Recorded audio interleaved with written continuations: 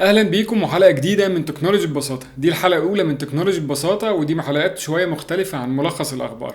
ببساطه هنتكلم فيها عن مواضيع مختلفه من التكنولوجيا بطريقه بسيطه، بحيث ان احنا نحاول نسهل المعلومات ونقربها لكم. حلقه النهارده عن ايلون ماسك. ايلون ماسك هو مهندس ومخترع ورجل اعمال وملياردير، اصله جنوب افريقي ولكن هو يحمل الجنسيه الكنديه والامريكيه، وهو حاليا الرئيس التنفيذي لثلاثه من اكبر الشركات في العالم وليهم مستقبل كبير جدا في الفتره الجايه. اتولد ايلون ماسك في جنوب افريقيا في سنه 1971، وهو عنده 8 سنين كان بيقرا حوالي 10 ساعات في اليوم، لدرجه انه خلص الكتب كلها الموجوده في المكتبه عنده، وبدا يقرا انسايكلوبيديا بريتانيكا او الموسوعه البريطانيه. بعد كده وهو عنده 12 سنه قدر يعلم نفسه لغه برمجه البيزك من كورس مدته 6 شهور في 3 ايام بس، وقدر يطور اول لعبه كمبيوتر ويبيعها ب $500.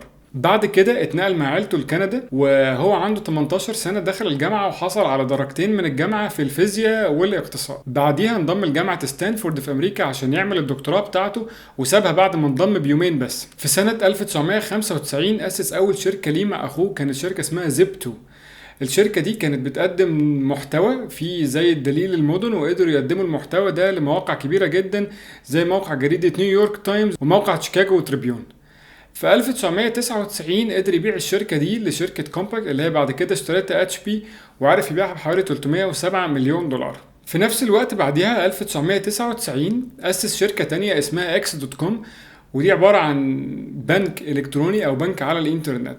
اكس دوت كوم قدر يدمجها مع شركة تانية كانت منافسة ليه اسمها كونفينيتي، وقدروا منها يعملوا باي بال اللي هو مشهور دلوقتي كطريقة من أشهر الطرق على الإنترنت لدفع وإرسال واستلام الفلوس. لما أسس الشركة إيلون ماسك بعديها طلع اتجوز، وهو في شهر العسل الشركاء اللي معاه استغلوا الفرصة دي وعزلوه من منصبه كرئيس تنفيذي للشركة، ومع ذلك فضل يستثمر في الشركة لحد ما اتباعت بعد كده في 2002 لموقع اي باي. في 2001 قرر ان هو يهتم بالصواريخ اللي بتطلع على الفضاء، وعلم نفسه بالقرايه بس، وسافر روسيا عشان يشتري صواريخ مستعمله، ولكن الصفقه باظت، وساعتها ادرك ان الصناعه بتاعت الصواريخ دي مبالغ في اسعارها جدا جدا. الهدف الاساسي من ان هو كان عايز يشتري صواريخ مستعمله ايامها ان هو كان عايز يبدا يطلع الصواريخ للمريخ.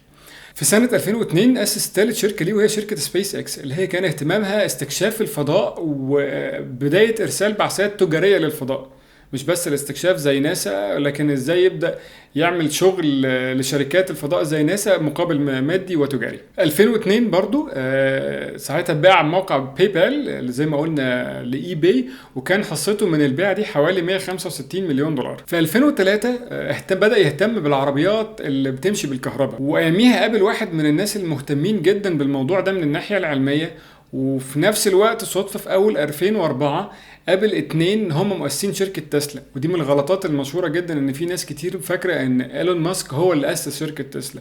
لا، هي شركة تسلا أسسها شخصين، وراحوا يعرضوا على ايلون ماسك الفكره بتاعتهم، عجبته جدا وعرفهم على الراجل اللي هو اتعرف عليه، كان مهتم جدا بالجانب التقني لصناعه العربيات، وعرفهم على بعض، وبدا يستثمر في شركه تسلا في سنه 2004. في 2006 شركه سبيس اكس حاولت تطلع اول صاروخ للفضاء، ولكن انفجر قبل ما يطلع.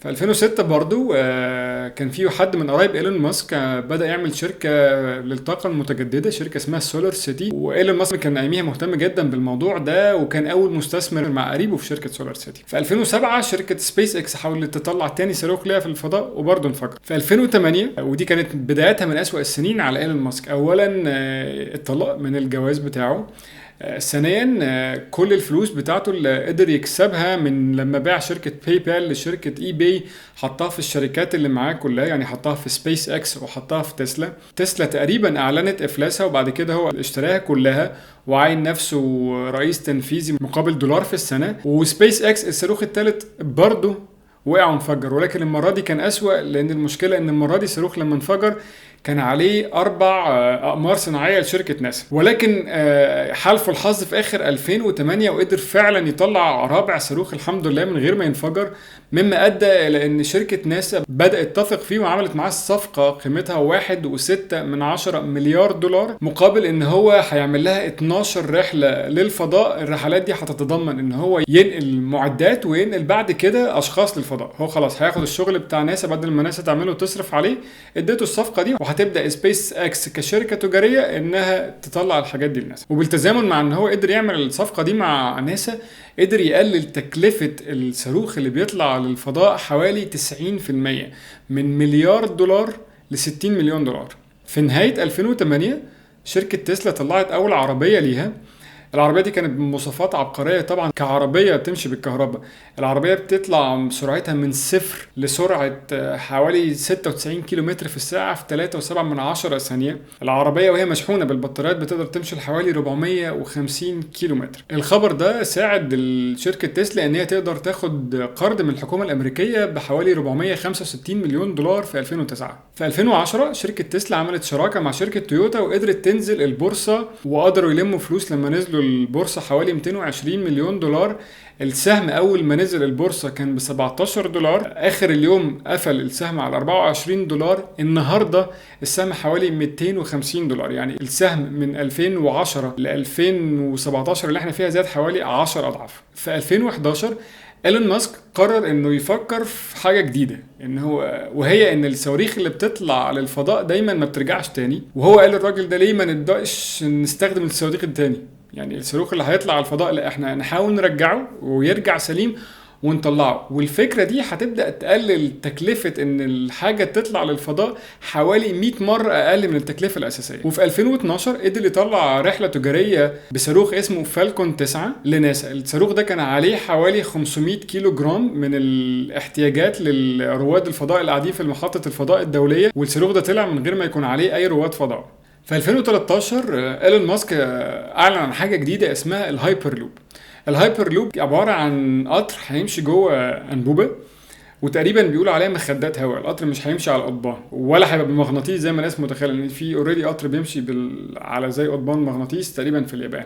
لا، القطر ده هيمشي على الهواء. الانبوبه هيبقى مسحوب منها اي حاجه تقدر تعمل عوائق علشان تسرع سرعه القطر ده. تنفيذ المشروع ده هياخد حوالي من 7 ل 10 سنين، وسرعه القطر هتوصل فيه ل 1120 كيلو متر في الساعه، في حين يعني ممكن تطلع من اسكندريه لاسوان في الساعه. ده تقريبا زي سرعه الطيارات او اكتر شويه، في حين ان معظم القطوره دلوقتي سرعتها تقريبا بتبقى 240 كيلو متر في الساعه. شركه سبيس اكس اللي هي الشركه بتاعت ايلون ماسك عملت مسابقه اتقدم لها 700 فريق، وببساطه المسابقه دي قالت خلاص احنا قلنا فكره هايبر لوب، عايزين بقى ناس تبدا فعلا تعمل التصميمات الفعليه ليه.